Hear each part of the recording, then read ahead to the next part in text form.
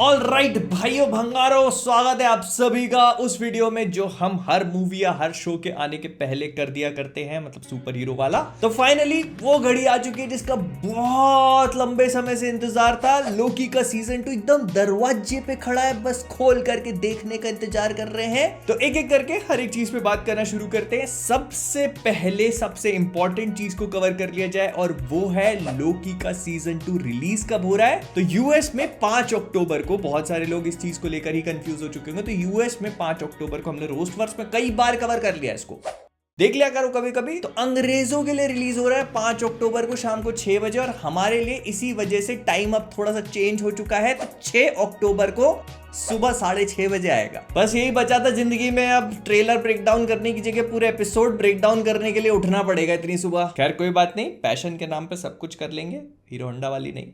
इसके first season की तरह सीजन 2 के भी टोटल 6 एपिसोड्स होंगे जो हफ्ते में एक रिलीज किया जाएगा, और इनको हिंदी, इंग्लिश, तमिल और तेलुगु में आप देख सकते हो सुबह 6:30 बजे हर फ्राइडे को। अब ये सब तो ठीक है, लेकिन अगर आप मेरे जैसे भूला टाइप के हो तो आपको सीजन 1 का रिकैप भी चाहिए पड़ेगा। तो कोई बात नहीं भाई, वो भी देने के लिए तैयार है, लेकिन ये वाला एकदम शॉर्ट में दूंगा। अगर आपको एकदम लॉन्ग वाला नॉस्टैल्जिया रिलीव करना है जिसमें हमने episode by episode break down किया था, तो उस पूरे की प्लेलिस्ट यहाँ पे फ्लैश हो रही है, कहीं पे जाके देख सकते हो। तो बेसिकली सीजन 1 में हमने ये देखा था कि इन्फिनिटी वॉर में मरने के बाद एवेंजर्स एंड गेम में जो दूसरा लोकी होता है वो दूसरी टाइमलाइन से भाग निकलता है, लेकिन वहां पर उसको कोई रहस्यमय लोग आके पकड़ लेते हैं जो कि अपने आप को टीवीए मतलब टाइम वेरिएंस अथॉरिटी के एजेंट्स बताते हैं। फिर बाद में जाकर हमको ये पता लगता है कि टाइम वेरिएंस अथॉरिटी एक्चुअली में एक मल्टीवर्सल एजेंसी है जो कि सीक्रेट टाइमलाइन को मेंटेन करने का काम करती है। एंड अगर कोई भी चीज बाय एनी चांस उस टाइमलाइन को ब्रेक कर देती है तो वो एक वेरिएंट कहलाता है, और अगर ऐसे करके मल्टीपल टाइमलाइंस बनने लगी तो मल्टीवर्स क्रिएट हो जाएगा और सब कुछ डिस्ट्रॉय होने लगेगा ना। यहाँ पर लोकी की मुलाकात 2-3 नए कैरेक्टर से होती है। सबसे पहले द जज, जिसका नाम है रेवोना रेंसलेयर, और वो पूरी की पूरी टाइम वेरिएंस अथॉरिटी को रन करने का काम करती है। उसके बाद एजेंट मोबियस, एम मोबियस, फिर इसके बाद एजेंट D15 जो बहुत ही ज्यादा डेंजर है। अब लोकी रहा लोकी, वो इन सारी की सारी बातों पर यकीन नहीं करता और उसको लगता है कि उसके साथ कोई प्रैंक होने लगा है, और वो तुरंत ही वहां से भागने की कोशिश करता है। लेकिन तब एजेंट मोबियस उसको पकड़कर उसकी सारी की सारी इवेंट्स दिखाते हैं जो कि उसको एक्चुअली में फेस करने थे। मतलब एवेंजर्स 1 के बाद से लेकर इन्फिनिटी वॉर तक जहां पर उसकी डेथ होती है, वो सारे के सारे इवेंट्स देखने के बाद लोकी की आंखों से आंसू आने लगते हैं और उसको रियलाइज होता है कि उसने लाइफ में कितना कुछ मिस कर दिया। मतलब टेक्निकली अब ये वही लोकी बन चुका है जो हम लोगों ने एमसीयू में देखा। लेकिन इसके बाद आता है कहानी में ट्विस्ट, क्योंकि हमको ये बताया जाता है कि बेसिकली ऐसा कुछ है जिससे सारे के सारे टीवी वाले परेशान हैं, क्योंकि वो सीक्रेट टाइमलाइन को डिसरप्ट करने का काम कर रहा है और उसको ये लोग समहाउ पकड़ नहीं पा रहे। अब वो क्या है, कौन है, इसके बारे में किसी को कुछ नहीं पता, लेकिन फिर भी लोकी उसे ढूंढ निकालता है। वो बताता है कि जो भी बंदा है ये अपने आप को एपोकलिप्सिस में छुपाने की कोशिश कर रहा है, क्योंकि ऑफ कोर्स अगर किसी भी टाइमलाइन में एपोकलिप्स आ जाएगी तो वो टाइमलाइन ऑटोमेटिकली डिस्ट्रॉय होनी है, और इस वजह से आप उस टाइमलाइन में कितनी भी छेड़छाड़ कर लो वो टीवी के मॉनिटर्स पे शो ही नहीं करेगा। तो ये देखने के बाद मोबियस और लोकी पहुंच जाते हैं 2050 की टाइमलाइन में, रॉक्सॉन के एक शॉपिंग मॉल में, जहां पर इनकी मुलाकात होती है उस बंदे से या उस बंदी से। एंड इट टर्न्स आउट कि वो लोकी की खुद की वेरिएंट है जिसका नाम है सिल्वी। और तब सिल्वी टीवीए के जितने भी चार्जेस होते हैं जिनका इस्तेमाल करके वो टाइमलाइंस को प्रून करते हैं वो लेती है और अलग अलग टाइमलाइंस में बिखेर देती है, जिस वजह से मल्टीपल टाइमलाइंस क्रिएट होने लगती हैं। और इसी के साथ लोकी और सिल्वी वहां से फरार हो जाते हैं। फिर इसके बाद ये पहुंचते लेमेंटिस 1 पे, जहां से कहानी थोड़ी बहुत आगे पीछे होती है। लॉन्ग स्टोरी शॉर्ट, घूम फिर के ये पहुंच जाते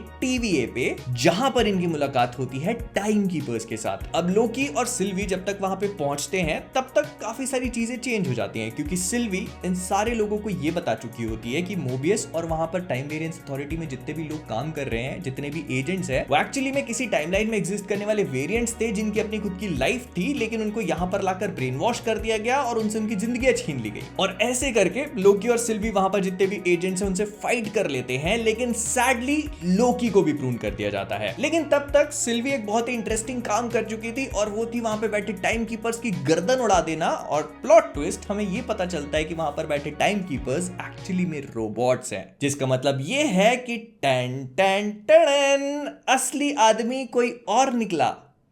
मैं ऐसे क्यों कर रहा हूँ, सब लोगों ने तो देखा ही है, सबको पता ही होगा। तो खैर मूविंग ऑन, सिल्वी आगे जाकर अपने आप को प्रून कर लेती है क्योंकि उसको ये बात रियलाइज हो जाती है कि जितने भी लोग प्रून हो रहे हैं ये सारी की सारी कहानी यहाँ पर खत्म नहीं होने वाली। और फिर हमको पता चलता है कि जितने भी लोग प्रून हो रहे हैं ये एक्चुअली में एक ऑल्टरनेट डायमेंशन में पहुंच जाते हैं जिसका नाम है द वॉइड। वॉइड मेरे लिए पर्सनली सबसे ज्यादा इंटरेस्टिंग एपिसोड था क्योंकि इस डायमेंशन में वो सारी चीजें पहुंच जाती है जिनको एक्चुअली में मार्वल की टाइमलाइन में एग्जिस्ट नहीं करना चाहिए, और इसी वजह से हमें बहुत सारे ईस्टर एग्स देखने को मिले थे यहाँ पर। बट स्टिल यहाँ पहुंचने के बाद सबसे पहले लोकी के पर्सपेक्टिव से चीजें दिखाई जाती हैं जिसको अपने खुद के कई सारे अलग अलग वेरिएंट्स मिलते हैं, लेकिन इससे भी ज्यादा खतरनाक चीज वॉइड में एग्जिस्ट करती है और उसका नाम है एलायथ, जो पूरे के पूरे वॉइड का एक मॉन्स्टर है और इसको सपोजिटली गार्ड कर रहा है। अब लोकी, सिल्वी और मोबियस यहाँ पहुंचने के बाद ये डिसाइड करते हैं कि उनको जैसे तैसे करके एलायथ के आगे निकलना होगा, तभी वो जा करके उस बंदे से मिल सकते हैं जो इन सब चीजों के पीछे रिस्पॉन्सिबल है। और फिर सिल्वी और लोकी मिलकर उसे इल्यूजनाइज करके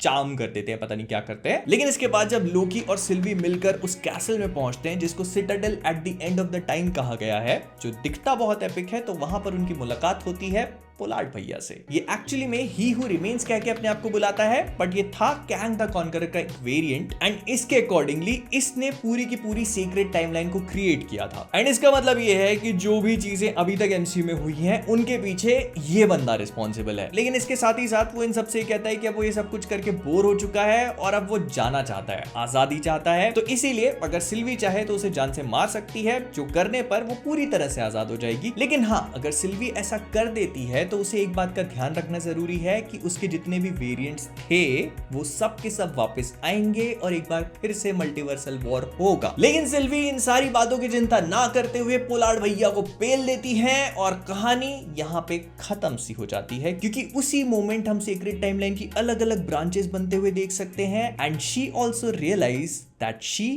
फक्ड अप।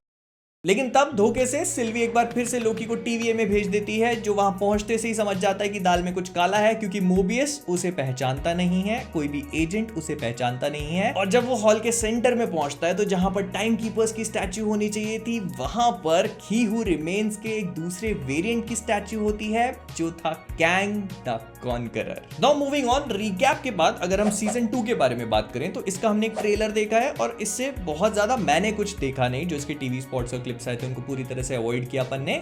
लेकिन फिर भी इसकी कुछ इन्फॉर्मेशन हमको है, चिंता मत करो, फैन थ्योरीज पे ही बात करेंगे। तो इसमें हमें ही हू रिमेन्स तो देखने को नहीं मिलने वाला, लेकिन हाँ ऐसा बोला जा रहा है कि इसमें पोलार्ड भैया के दूसरे वेरिएंट्स हैं, जिसमें से एक को हम ऑलरेडी देख चुके हैं एंटमैन क्वांटमेनिया में। बहुत ही खतरनाक ऐसा बोला जा रहा था लेकिन नहीं था ये, क्योंकि इसको चींटियों ने उड़ा दिया। तो एंटमैन क्वांटमेनिया वाला जो वेरिएंट था, I still think he has not died by the way. मुझे लगता है कि वो बहुत खतरनाक रूप में वापस आएगा और प्रोबेबली जो एमसीयू की मेन मल्टीवर्सल सागा है उसका बिग बैड वही हो सकता है। लेकिन फिर भी देखते हैं किस तरह से चीजें प्ले आउट करती हैं। लेकिन मूविंग ऑन, अगर हम लोग कि सीजन 2 पे बात करें तो इस सीजन में हमें सो फार एक वेरिएंट तो कंफर्म कर दिया गया है, विक्टर टाइमली, जो कि एंटमैन के पोस्ट क्रेडिट सीन में भी था और इसमें भी काफी हेवीली फीचर होगा। इनफैक्ट इस पूरे सीजन का प्लॉट इसी के आसपास घूमने वाला है ऐसा लग रहा है। लेकिन ये कोई भी ऐसा हरामी टाइप का वेरिएंट नहीं लग रहा, ये पीछे वाले टाइम से आया हुआ है ऐसा लग रहा है। लेकिन टाइम से तो ऑब्सेस्ड है ही, और मैंने पहले भी इसको लेकर अपनी काफी सारी थ्योरीज बता दी हैं। तो अगर वो सारी चीजें आपने नहीं देखी तो ये वाला वीडियो चेकआउट करना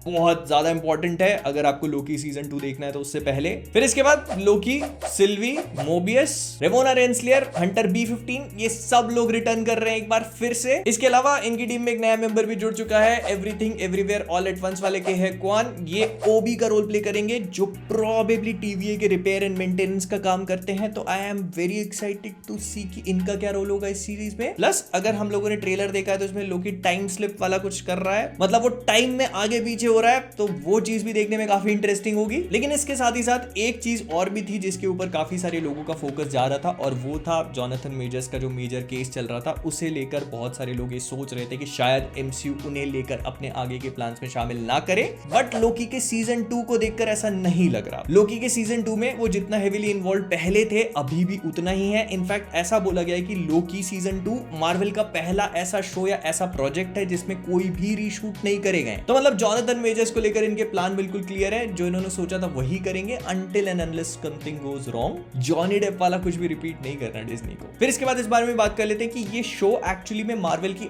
आगे की सागा के लिए कितना इंपॉर्टेंट होने वाला है। तो बहुत ज्यादा ये मल्टीवर्सल सागा से डायरेक्टली कनेक्टेड होगा, क्योंकि इसमें हम कैंग का एक वेरिएंट देखने वाले हैं और प्रोबेबली हमें सीक्रेट टाइमलाइन का ओरिजिन कैसे हुआ था ये भी पता चलेगा। तो मतलब इसको देखना बहुत ज्यादा इंपॉर्टेंट है और हमें इसमें बहुत सारी नई नई चीजें पता लगने वाली हैं। प्रोबेबली एमसीयू के पीछे का और आगे का भी बहुत कुछ पता चलेगा इसमें। सो ये थी वो सारी चीजें जो मुझे लगता है कि लोकी का सीजन 2 देखने से पहले आप सबको एक बार अपने दिमाग में रख लेनी चाहिए। और इस वीडियो को देखने के बाद मुझे लगता है कि अब आप रेडी हो।